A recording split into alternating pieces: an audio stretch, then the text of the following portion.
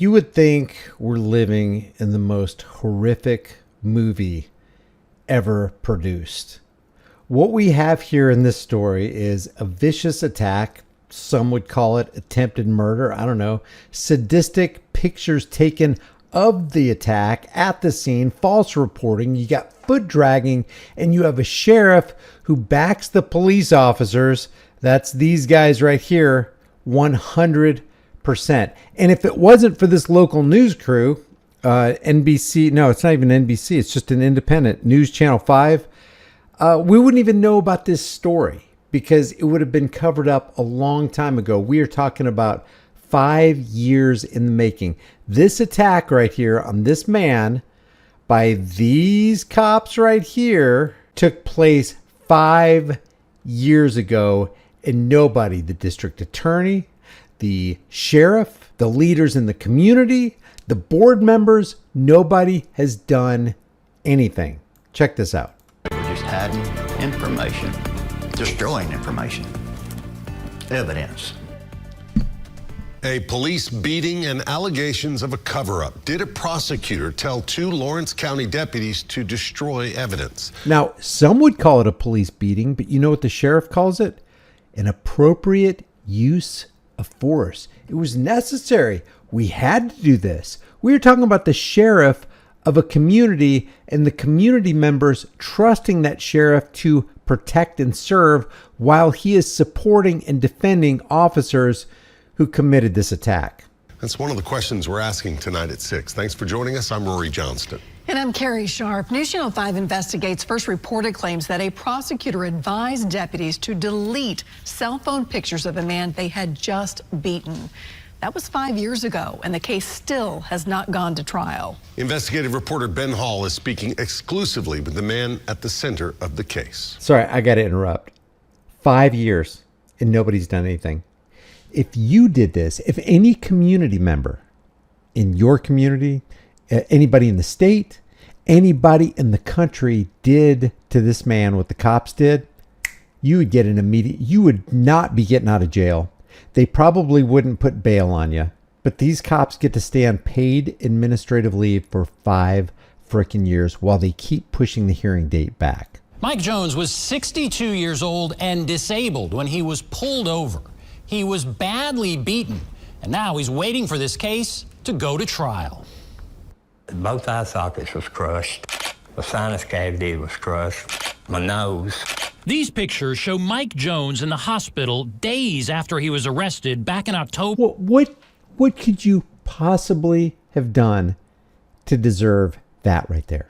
I mean, I could think of a couple things where you'd want to beat somebody black and blue like that, like, you know, do something bad to little kids, or maybe somebody broke into your house and they're doing something bad to your wife or whatever. I could see that.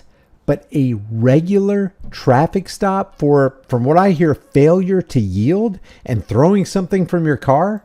Of 2020. What do you think when you look at those pictures? That's pretty bad.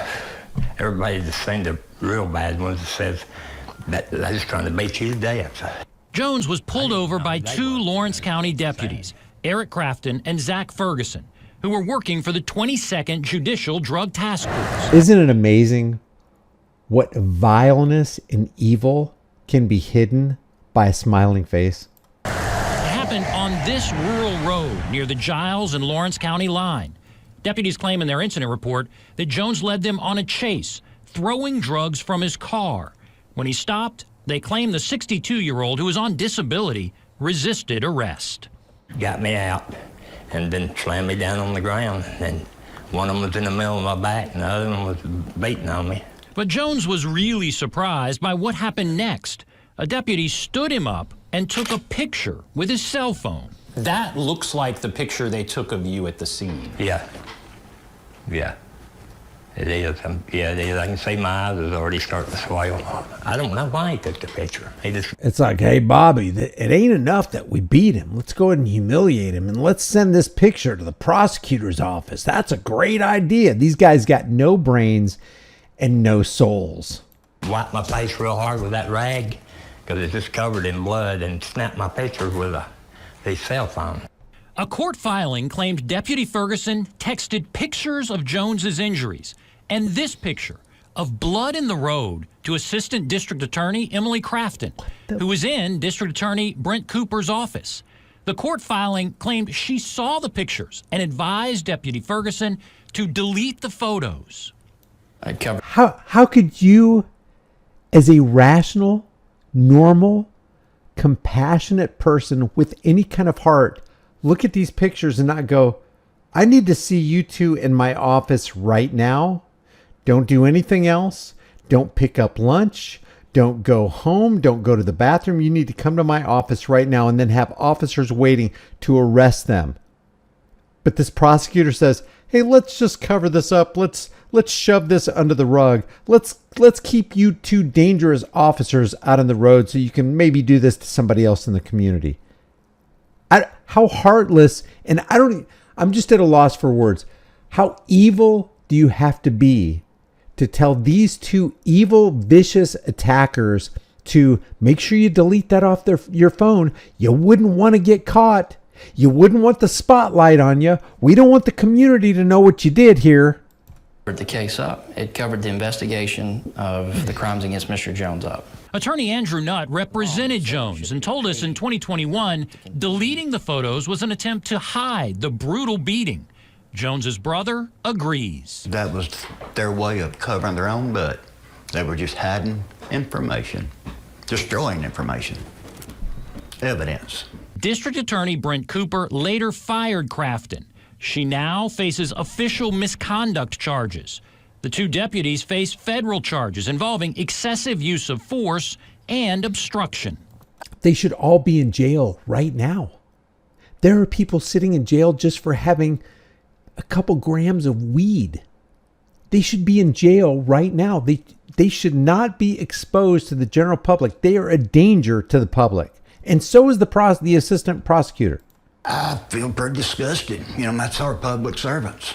A judge dismissed the resisting arrest charge against Jones and all other charges stemming from that traffic stop. But nearly 5 years later, the deputies and the assistant DA still have not gone to trial. Just keeps getting put off. I thought that maybe they're waiting for me to die or something. That's what I thought. They are, sir. They are waiting for you to die. They're waiting for people to forget so they can put these two yahoos back out on the street. Deputies Caperton and Ferguson remain on administrative leave from the Lawrence County Sheriff's Office. Their federal trial has been set 5 different times, but so far it has not happened. They're just trying to get... That's because everybody's in on it. It's a system filled with corruption and active police criminality and cover-ups. The public time to forget what went on, so they keep postponing it, trying to get out of everybody's mind to cover their own butt. Jim Jones is ready to testify in court if needed. The whole family is tired of delays, still in shock from the brutal beating and bizarre communication between the deputies and an assistant district attorney. I'd like to get it over with, That's something we're still dealing with 5 years later simply because of them. The Lawrence County Sheriff is standing by his deputies, saying they used an appropriate amount of force. However, Emily Crafton's attorney didn't want to comment on her case. He did tell us he thought the officers were over-aggressive. He also said the delays in trial are not Crafton's fault, and she maintains her innocence and wants her day in court. That is an appropriate amount of force for failure to yield and possibly throwing drugs out of a car. The sheriff should be investigated. Those two deputies should be investigated. The assistant prosecutor should be investigated. Every single one of them should be sitting in a cage while the investigation is going on. That's what would happen to you and I. This is rules for thee and not for me again, in spades. Leave your thoughts about this for the world and the global thought. This is just crazy that we have to report on this and that people are okay with this. And then putting off hearing after hearing and not giving them a trial and not having a jury say, yeah, these people do not ever need to be walking the face of the earth ever again. Not in public. Leave your thoughts in the comment section below. Don't forget to like this video, share this video, subscribe to the channel, hit the bell notification icon if you want to support the channel further. The links are in the description. Let me know in the comment section if you think there are any good cops, because this is a cover up from top to bottom. Why is there no good cop coming forward saying, yeah, these people are corrupt and they need to be in jail? I will see you in the next video.